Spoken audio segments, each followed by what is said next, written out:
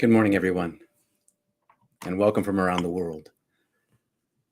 Perfection is the willingness to be imperfect, wrote Lao Tzu. Be as perfect as perfection, said Jesus. Jim asked me to talk about this saying by asking, what does Jesus mean? I'm Reverend Peter Panagore, and thanks for joining me today. We're going to take a moment here to center ourselves, so if you don't mind catching a breath or two with me into your belly and meditating just to center our community together for a moment before we begin. If you have a meditative practice, use the one you use, and if not, pick a prayer for this morning and breathe into your belly and back out through your third eye, and back again and back again. I'll see you in 3 breaths.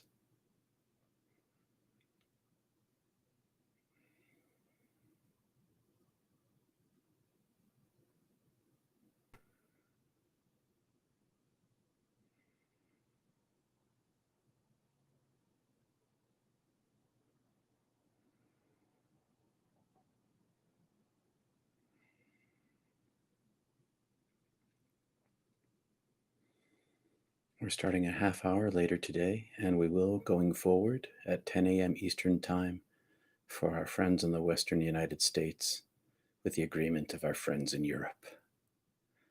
Like I said, I'm Reverend Peter Panagore, and today we're in Matthew 5:43 to 48, the same place where Jesus, the teacher, breaks the law. It's one of the reasons I really like Jesus. He's a lawbreaker. The law said, hate your enemy. Jesus says, love your enemy. Pray for your persecutors. Pray for the ones who attack you, repress you, oppress you, confine you, misuse you, and abuse you. When you love your enemy, when we love those who hate us, we act as true children of God, said Jesus. Now, why is that? Because, well, in death I saw the truth that every one of us is a child of God. Every living human being is loved by the lover, capital T, capital L. Each of us is brilliantly made of perfection itself, a partial piece, a divine seed within us, made of love itself, incarnated and limited and fleshed in matter in the universe. Why love our enemies and those who hate us? Because the sunlight, sunlight, capital T, capital S, is the very core of our creation, the center of our center, the grounding of our being, hidden inside the temple of our hearts, just out of view. We are each and all of us an image, a reflection, an extension of the source of all being, created now and from and in part, as part of perfection, capital P. In here, in my heart, in your heart, there is the capacity for connection to perfection. A partial perfection, as Paul might say, a limited knowing. In the here and now, a taste of it. So how can perfection be limited? By reducing itself into us at the moment of our creation, which is every moment in which we live, all of us, always, everywhere, all the time. And should we seek to find it, it can be seen and felt. For God gives inner light to both the evil and the good, and gives blessings on the just and the unjust alike, says Jesus. No exclusions, all inclusive. He continued, if you love only those who love you, what reward is that? What reward is there for that? If you love only those who love you. Even the most corrupt, selfish, and greedy politicians do that. They love those who love them. And what reward is there for loving those who love you. What's implied here? No extra reward for loving those who love you, no measure above, no extra gift, no overflowing. If you're only kind to your friends, how are you different from anyone else? He asks. That's my question for you. If you're only kind to your friends, how are you different from anyone else? And now to Jim's question. But you are to be perfect, said Jesus. But you are to be perfect even as your Maker in heaven is perfect. Maker in heaven is perfect, capital M, capital H, capital P. So how are we to be perfect as God is perfect? Let's first start with the willingness to be imperfect and recognize our imperfection as perfectly suited to seek perfection. And our outward action, kindness, love, and prayer toward those who persecute us, is a sign of our inward small p perfection, connection to perfection. And how hard that is, unless there's a hidden secret. And there is a hidden secret to all of this. You may find your way into perfection, a partial knowing of perfection, by getting out of the way, by allowing your will to become the will of the divine, by becoming smaller so that perfection might become bigger. It's not an action in the world to love someone else. It's an action of the heart to give the love away. It's an action of the heart to give kindness. Now, where does the love and the kindness come from?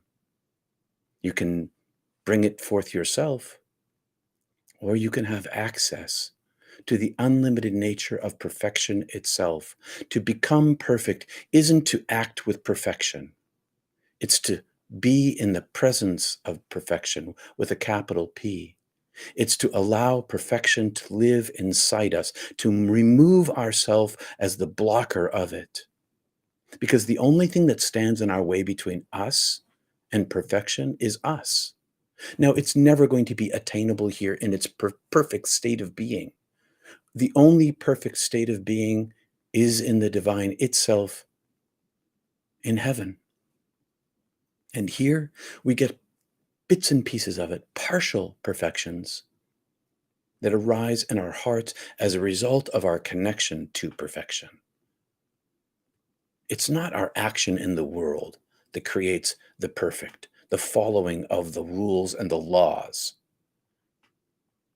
It's the following in our heart, inside ourselves, and access to the divine from in here. That's the beginning of perfection.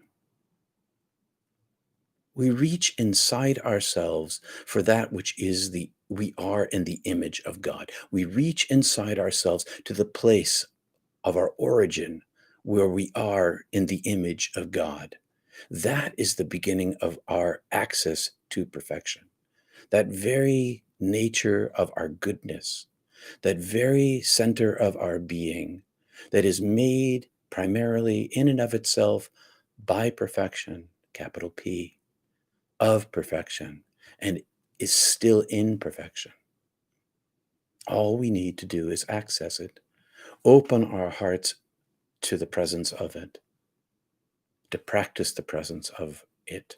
Now, yes, definitely, we can act with love and kindness towards our enemies, even if we don't feel it. Because when we act as if we are doing something, eventually we do that something. But the real secret is the self-emptying, the getting out of the way, using our imperfection to seek the perfection within.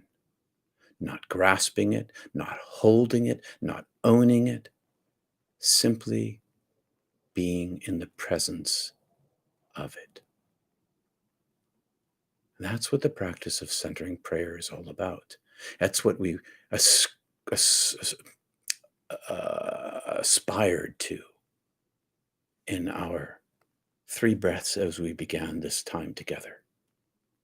The aspiration of the self is not the perfection, like the perfect person, the perfect beauty, the perfect idea. It is the absence of self where perfection is found, because the divine is already perfect. And all we need to do to be perfect is to be in the presence of the divine. The perfection you will find when you're dead, when you die and you shed your body, is going to be far greater than anything you experience here. But we can taste it here. And when we taste it here, we build bridges between those who hate us and those we may hate.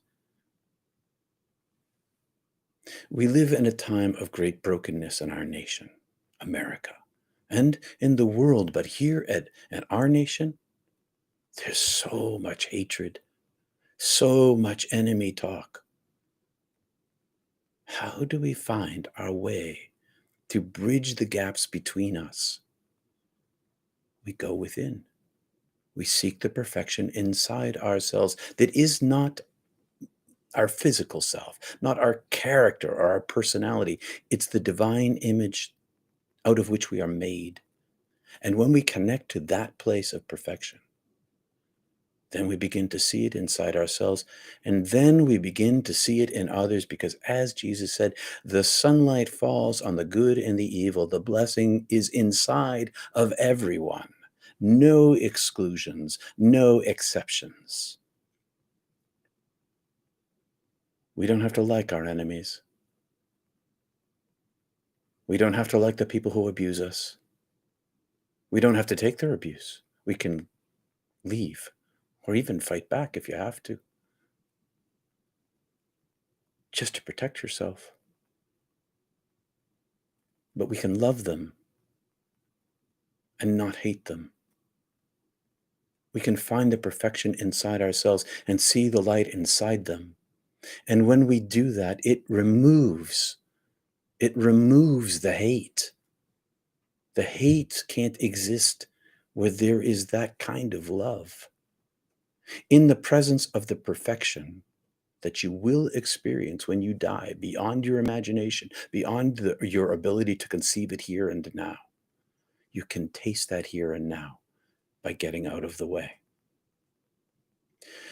You know, one of the things I really like about Jesus is that he sounds like a near-death experiencer to me.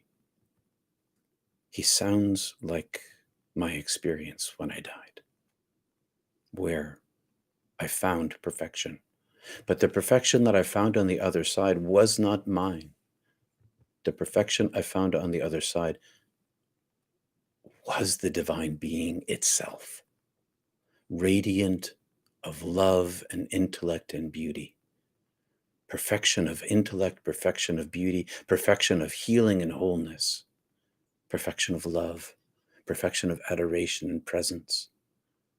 Perfection, like most things about God, is an aspect of love. Like all things about God is an aspect of love. So I hope that you feel the presence with yourself right now. I hope that you find God within. Well, my friends, let's chat. But before we do, I want to say thanks for coming here this morning, and I'm going to see if I can find the little note I made for myself. Can I pull up my little note that I made for myself? Let's see. Well, no, I can't. It's been that kind of day. It's been great, though, I have to say, having that extra half an hour this morning. Well, I want to thank everyone for coming this morning. And I want to thank all of you, especially those who used PayPal last week to give a little bit of support, and those of you who use Super Chat also, because it's very helpful to keep this going. I super appreciate it. If you want to talk to me personally, you can do that at peterpanagore.love, counseling, conversation, personal interaction, where you can also find the link to Mystic Tea Salon. That's going to start at 11 o'clock this morning. peterpanagore.love. So let me pull away my teleprompter here and see what's going on. There it is. Away it goes. So about half of what I say in the morning, oh, there's my note. It was right there. About half of what I say in the morning is from the teleprompter, and about half of what I say in the morning is off the top of my head, having given it lots of thought. So the last thing I'll say is this is pretty daring work that I do. I know it doesn't sound very harrowing to be sitting in my studio on the coast of Maine, but the truth is uh, we're deconstructing. We're deconstructing and trying to open up the scriptures that people that have captured people in order to help them find their inner path, their inner way into the divine. So, and I quoted a little bit from Lao Tzu this morning, one of my favorite writers in the world. And thank you, Self Luminosity, and Charles and Kristen and Olga. I appreciate that very, very much. And if you guys have any questions, I'm gonna death of the ego, says MG. That's what it's always that. It's always that. It's always, always, always, always the death of the self. Little baby deaths of the ego self, of the false self that provides the space for the emptiness, for the overflowing perfection of love to live inside us. And then we have this excess that we can give away. We can love our enemies as a result. And what benefit is it to love your enemy? Well, as Jesus says, everybody loves their friends. What good is that in terms of a reward? Because the more you give away love, the more you gain. It's karma. The more you give away kindness, the more you get kindness back. You know, there's this thing where Jesus goes visiting somebody, and he tells the disciples to say, "Peace be upon this house." And if the peace doesn't land in the hearts of the people to whom you give the peace, it bounces back and collects in you. It does that, but it also collects in you even when they accept it. When you share the love that's inside of you and you give it away, even to those who consider you the enemy, you get to take that with you to heaven. That is your treasure. Let's see if there's any comments or questions. Hi, Ellen. Thanks. I see yes. Death of the ego. It's hard to minister. We appreciate you so much. Thank you very much. Thank you for your words. They feel like home. Hi, from Seattle, Rebecca. Here, it's an early morning over there. I don't know if I need these on this morning. Let's take a look here. Thanks, Capital. Appreciate that very much. Ali, say to your enemy, the light of God in me salutes the light of God in you. Say that in your heart to them right now. The energy will be transmitted. So let's do that. Let's take a moment here and follow Ali's advice, because what she's saying is true. Let's aim the light of God in our hearts at those who hate us.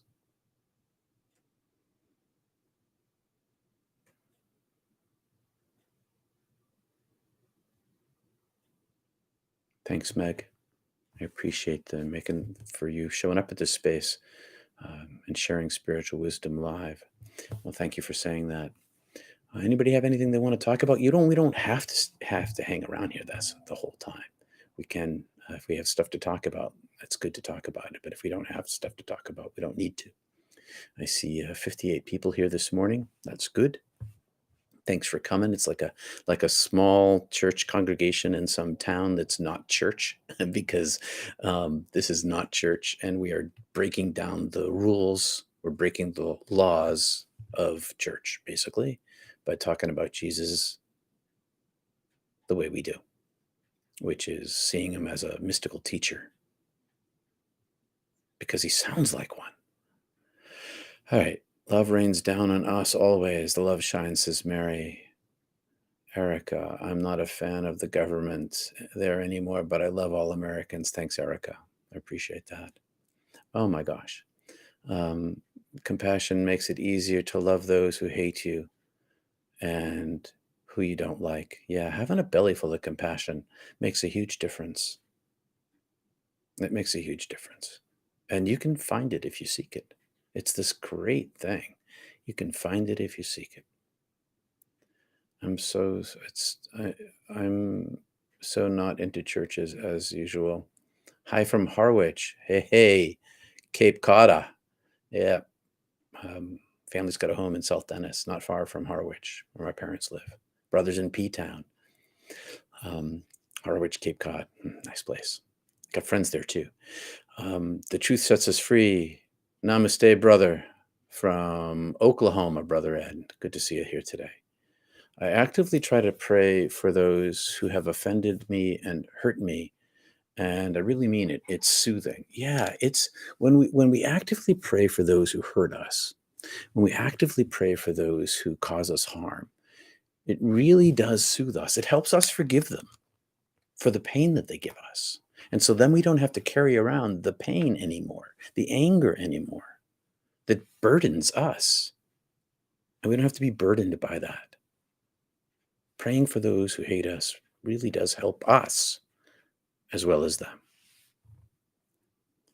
I love and forgive an angry driver who nearly ran me over on my bike. I choose a different response. Yeah, yeah. It eliminates road rage, whether you're on your bike or in a car. If you learn to love inside yourself and connect to the perfection, then in your action in the world, when somebody nearly runs you over and you're on your bike, you get to forgive them because it's better for them and better for you. How do you enter into a conversation of love with your enemy? You say, I love you, but I disagree. Ask Allie. Sometimes I don't bother disagreeing. I say nothing instead. I let them live their life. If they're impinging upon me, well, then I might have a word to say as kindly as I can, without animosity or anger, as best as I am able. But sometimes I say nothing at all. I just let them follow their path.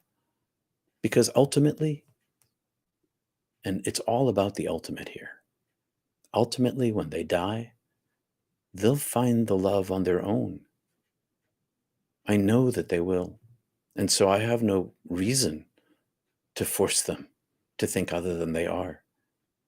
All I want to help them do is see the love inside themselves, see the light inside others. And if they don't, well, eventually they will, the moment they die. Takes a lot of pressure off, not having to try to change people. Just let them be who they are. Stop them if they're hurting others. That's for sure. That's for sure. Let's see. I hope that helps, Ellie. Put my glasses back on here. Let's see. I have to be willing to get out of the way. I ask God and Jesus to help me to stay out of the way for your way to go through me. Your way through me, God. Your will be done. Your will be done. Your presence be done, not mine own. Did you know that I think it was Augustine or Augustine, I think it was him who said the three worst words in the language are me, my, mine. Susan, I moved next door to a church in the countryside this week. As there is no active service because of the virus, the presence of the physical building is a calming reminder of walking in the light. Yeah, the edifices of God have an impact on us. You ever go into a cathedral, the sacred space? Not when they're running a mass, but just as a reminder of the presence of the divine. Nice having a little church building nearby. That's for sure. Whenever someone cuts us off in traffic, we assume that they didn't see us, not as though they did it on purpose, just a thought. Yeah, just assume they didn't see you. That's because a lot of life is like that. We make assumptions about people all the time. And if we just don't make those assumptions, if we center ourselves inside ourselves and let go of the moments of our preconceptions, then we forgive more easily if we don't make assumptions. Do you really believe that an evil person will have the same experience of love that you do? The infinite nature of the divine love is so inconceivably infinite that no soul is ever fully lost to God, because every soul is made out of the divine substance. The problem is that every one of us attaches to the physical form, and we forget to the eternal, forever nature of the divine self, made from the oneness of being. It's a hard thing to think about. I know that vengeance is mine, saith the Lord. What does that mean?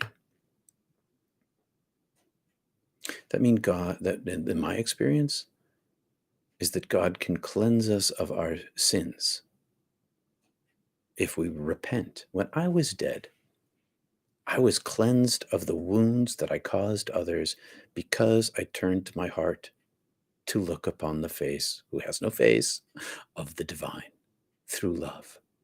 I didn't deserve forgiveness. And who am I to say no one gets the same kind of forgiveness I got because of their evil that they did in the world? And there's freaking evil in the world. People do terrible things to each other. But in terms of the comparison to perfection itself, we have a great equality. We have a great equality among each other, and almost no equality with God. So all of us are unequally equal, imperfectly perfect in the presence of perfection.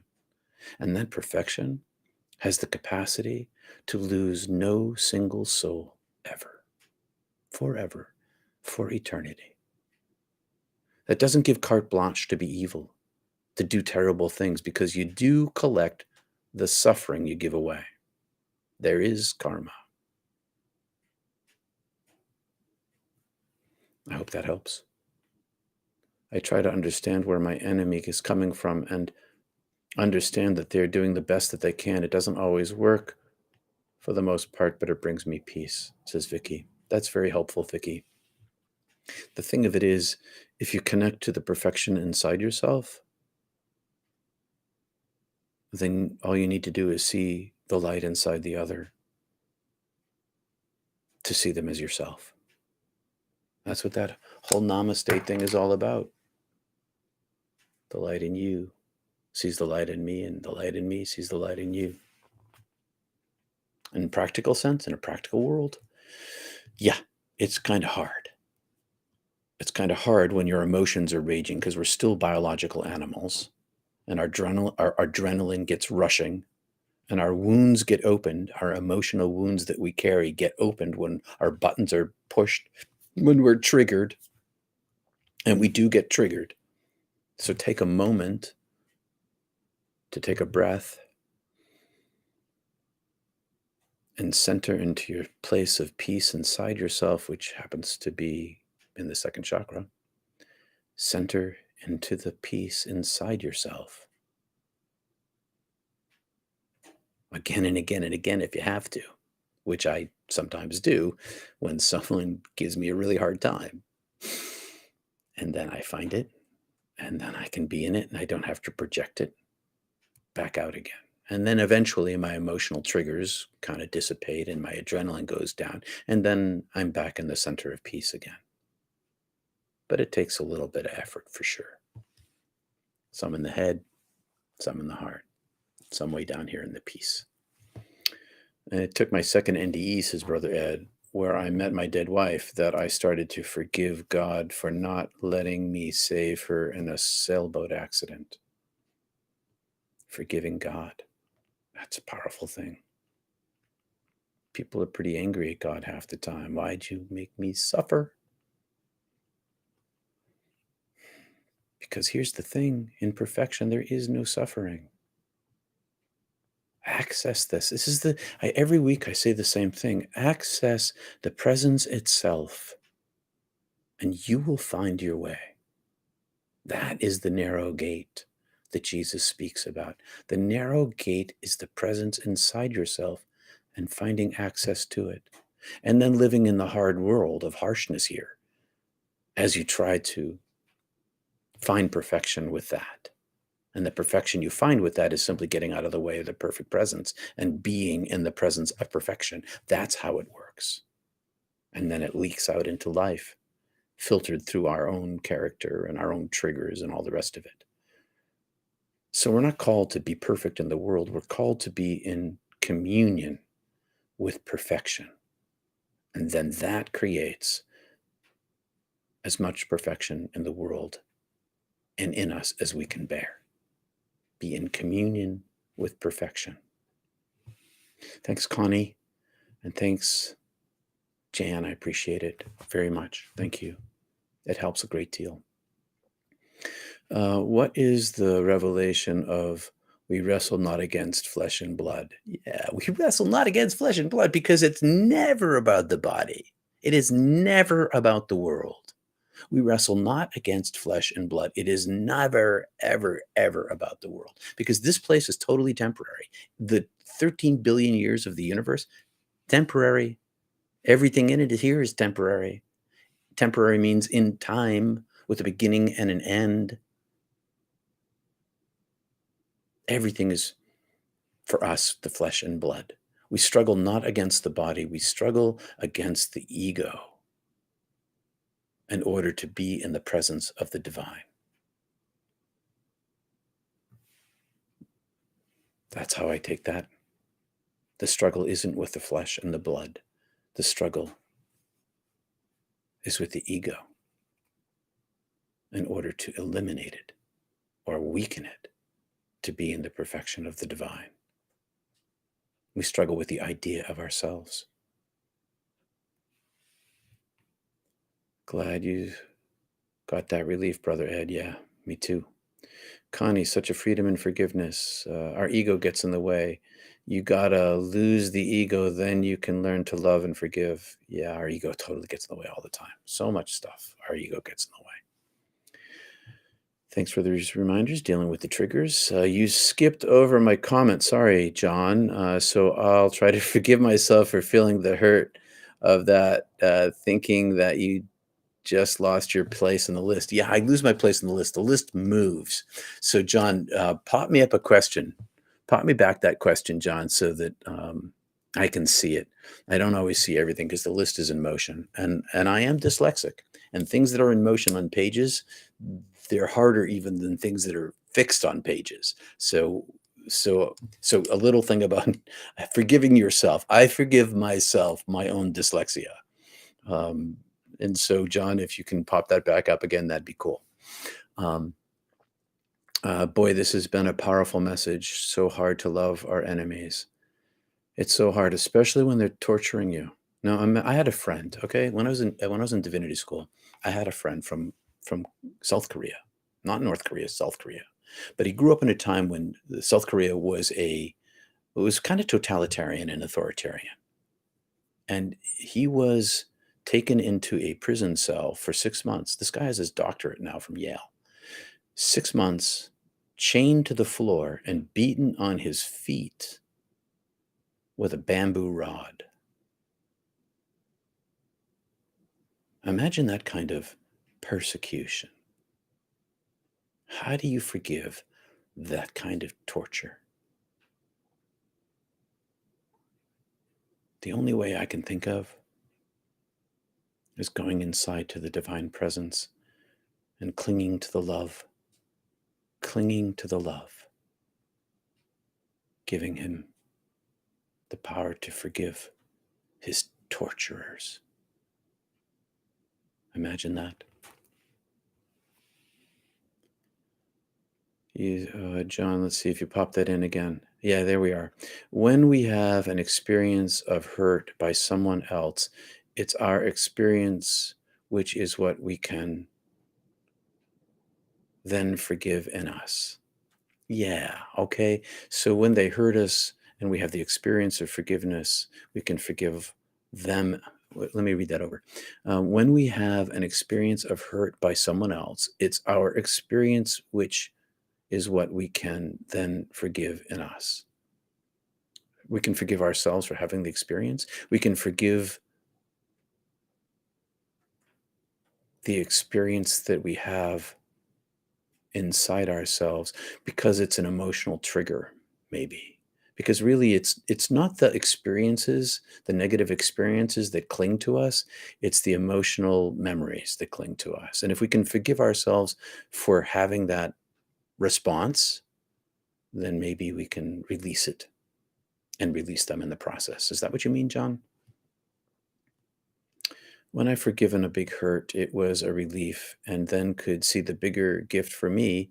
It was release or unattachment from the suffering. Karen Elise. Yeah. When you forgive a big hurt, you get release. You relieve yourself of the burden and the suffering that we cling to.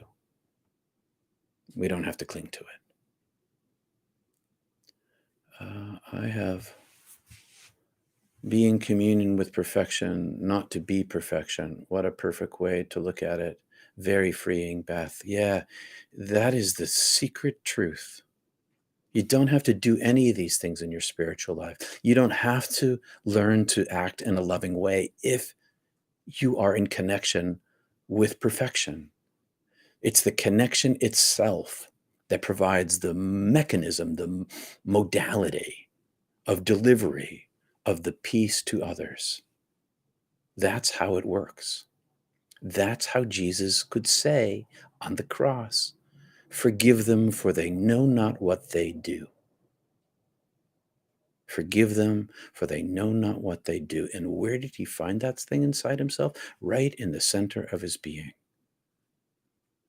Even though he felt abandoned by God in the process of the torture, his connection to the divine was so powerful that even though he felt abandoned, he had enough of a connection to ask for forgiveness for those who were torturing him out of the center of his connection to perfection.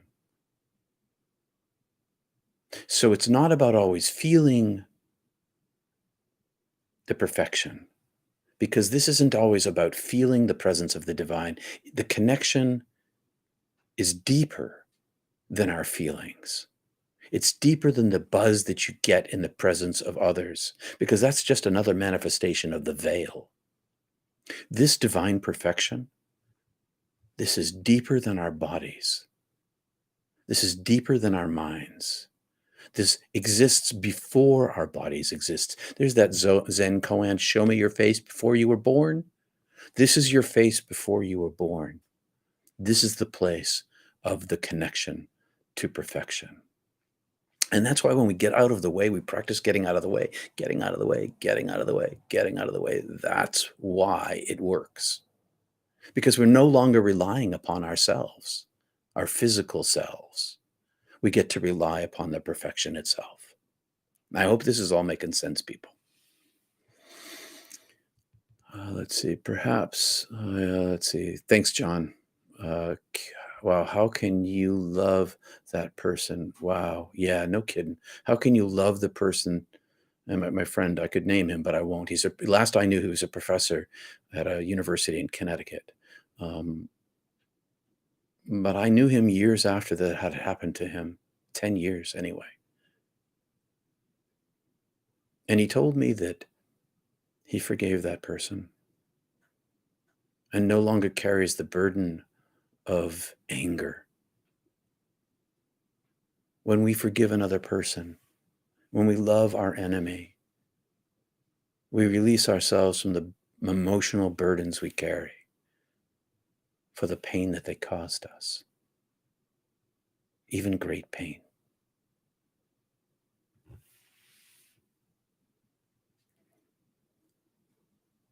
Tom, perhaps the act of forgiveness also integrates our ego in a healthy way, a peaceful resolution to splitting. Forgiveness as a habit in matters large and small may be a lifestyle of healing. Bingo. Yeah. The practice of forgiveness is a lifestyle of healing, of self, of you. And it creates a peace inside you that you can even be in the presence of your enemy, even when they are screaming in your face with spittle and anger, you can still maintain the center of peace inside yourself.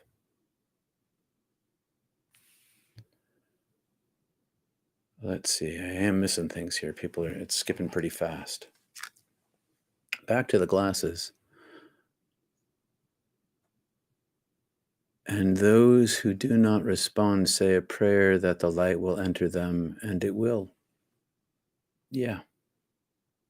Allie, everyone go out today and spread love to all you see and smile and say hello and God bless.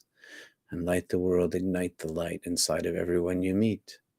Love, and you will feel the presence in all. And the thing about being in the presence, the deeper you go in the presence, the more it just radiates out of you with no effort.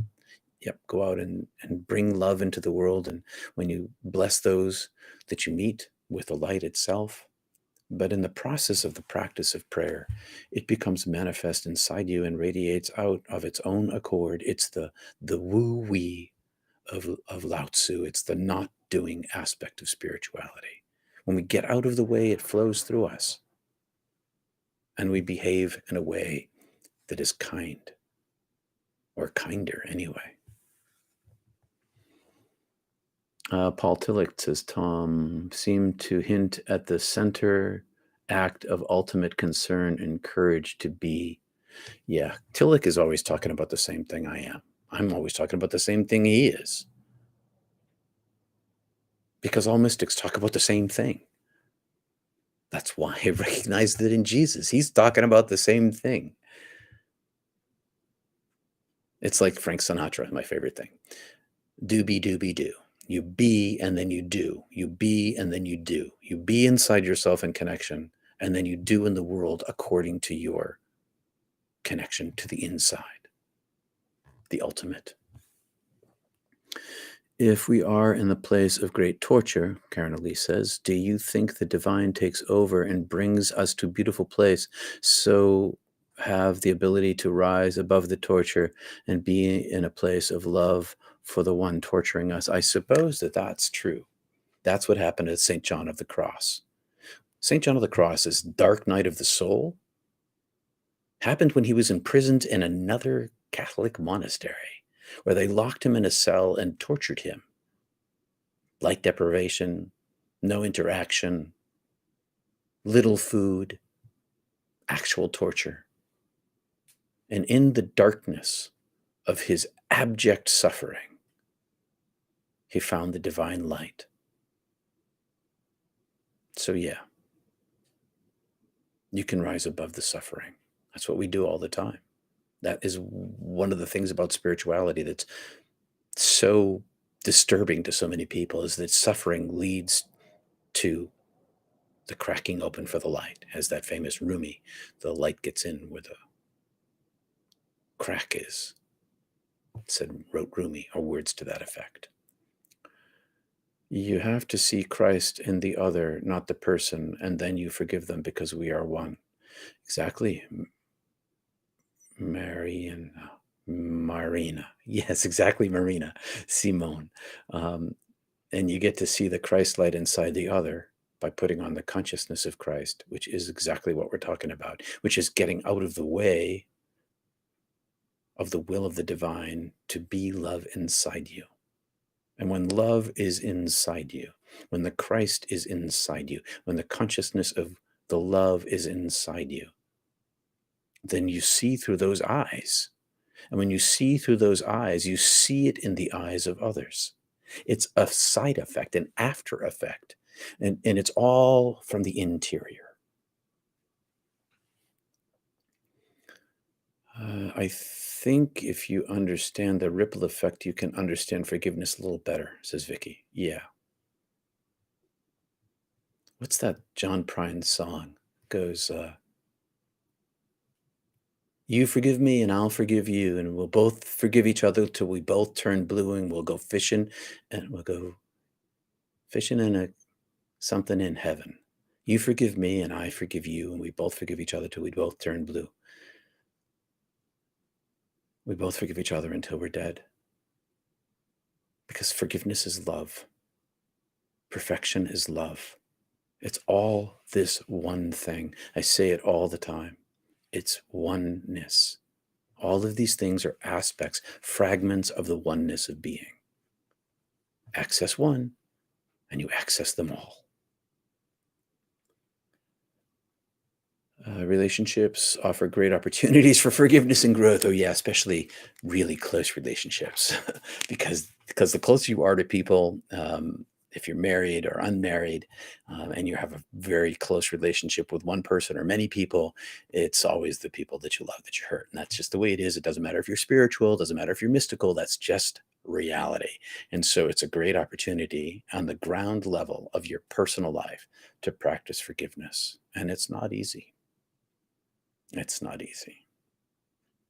But as long as you dive inside yourself and continue to try to connect to the divine, the perfection inside, it gets easier, because then you have the consciousness of Christ inside you, as was said a minute ago, and you see the light inside the other. It just makes it easier. Let's see. Putting on my glasses and leaning in a little close to see what we got here. Is it true we choose our parents and travel in the same soul circle, sometimes switching roles throughout the lifetime? Did your NDE touch upon that? GC, no, my NDE did not touch upon that. I have met people subsequently who are in my soul family because they radiate the very same light of God that I feel inside me.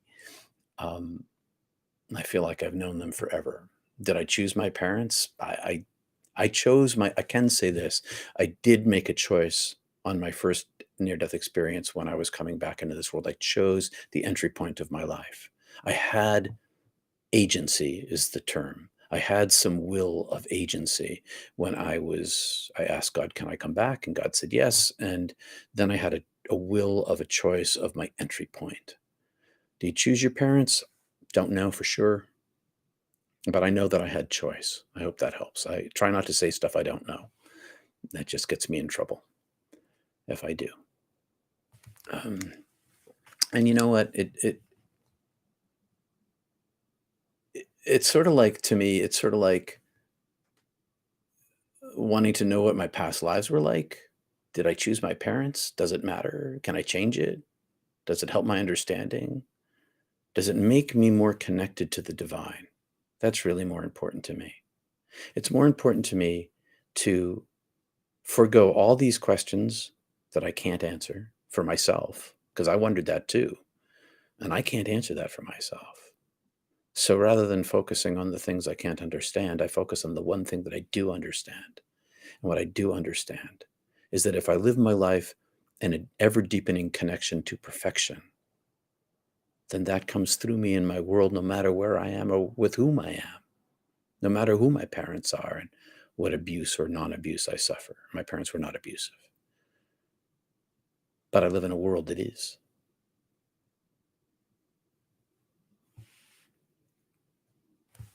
We should have a huge meditation group for our president.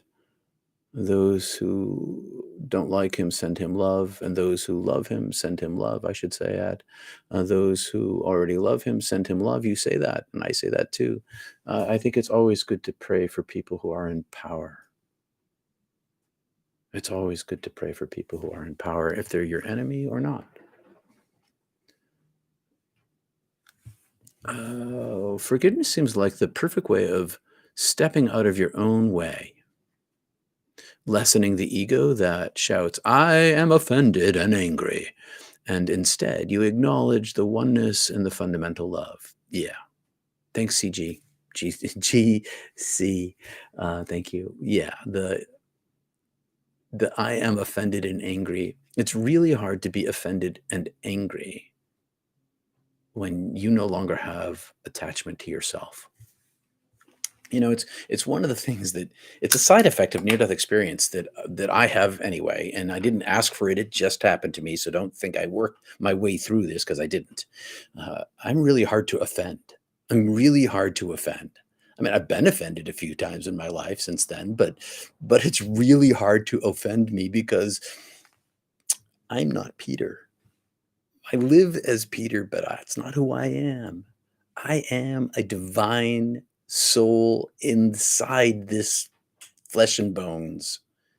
And the deeper I aim my heart and oneness of being at that thing, at that one perfection place, capital P, the easier it is for me to live in the world.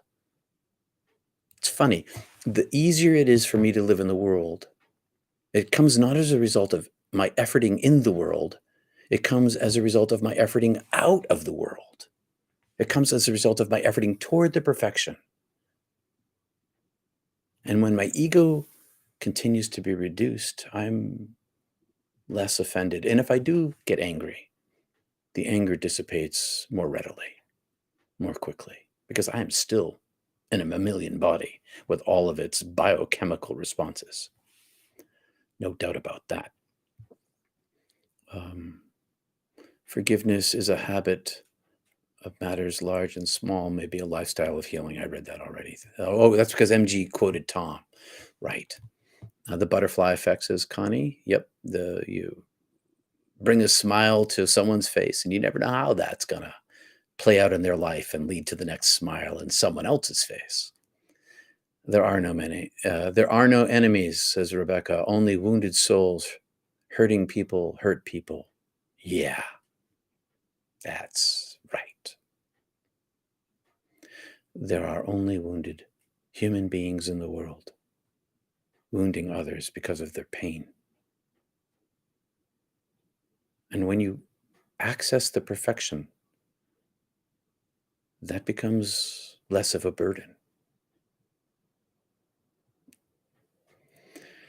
My husband mistakenly put me in the psych ward during a spiritual awakening. Forgive him. We pray together now. We live a secular marriage, so it really freaked him out. Yeah, so spirituality has this strange effect on those who aren't spiritual. And I know of Ali's case in particular. And so the ability to love those who hurt you or misunderstand you arises not from the own emotions of the ego, but from the connection to the divine. That's my experience with it anyway. So let's step up to the challenge even higher. Can we actually find gratitude through our enemies? If fear is the basis of our initial response to the threats of an enemy and gratitude overcomes fear, then that's an interesting question, Tom. Can you say more about that? Can we actually find gratitude through our enemies? Maybe that's what forgiveness brings. Sort of on an under level. When we forgive the enemy, we no longer carry the anger. And eventually we can release the emotional hurt.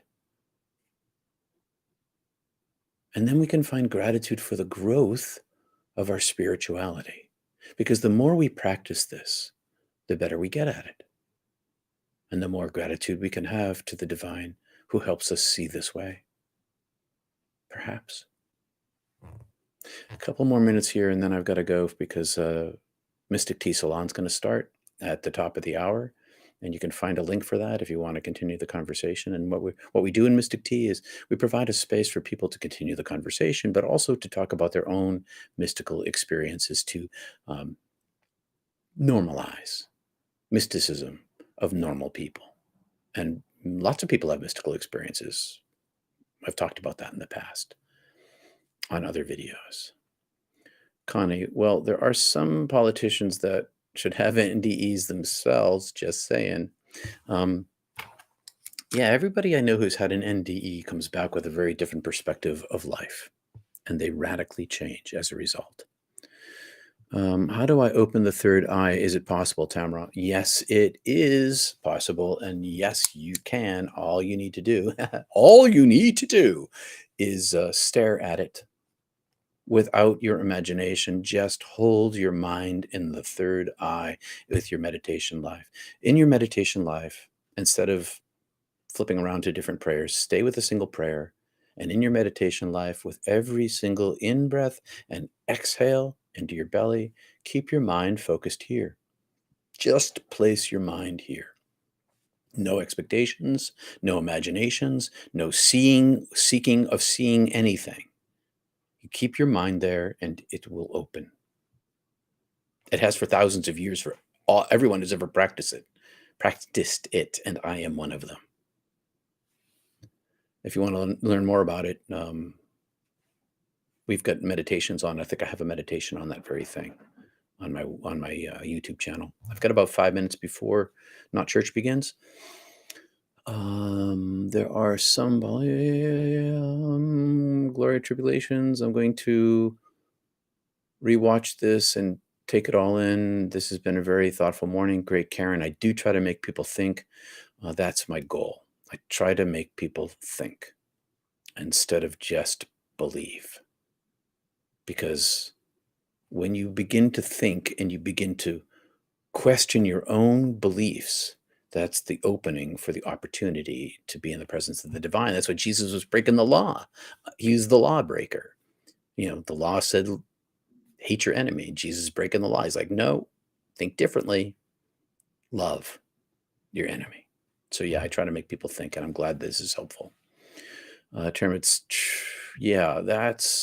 true. When Trump, I'm not going to talk about Trump. But yeah, pray for people, pray for everybody. And I'm going to take a moment here in just a second, and we'll do a little centering prayer, and then I'll say, see you later.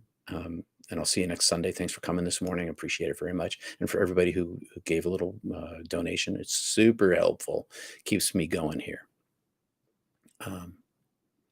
Blessed are the pure in heart, for they shall see God. Ooh, it's in the same chapter 5 of Matthew, the Beatitudes. How is it that you get to see God? You purify your heart within, then you see perfection. You don't own perfection. You just see it. All right, my friends.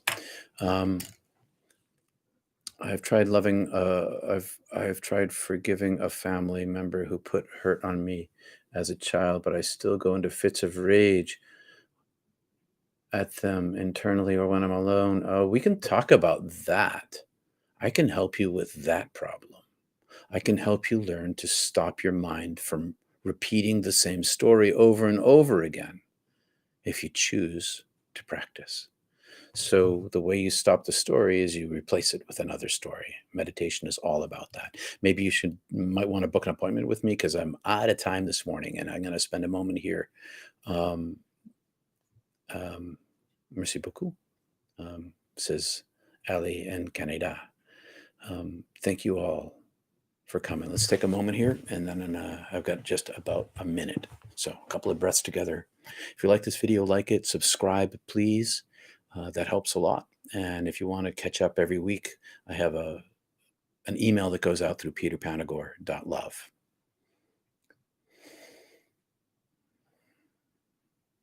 We thank you, God, for gathering us here today. And we ask you to show your perfection to us inside us, that we might become more like you, that we might become more in you, that you might become more in us. Reduce ourselves so that we might become more like you.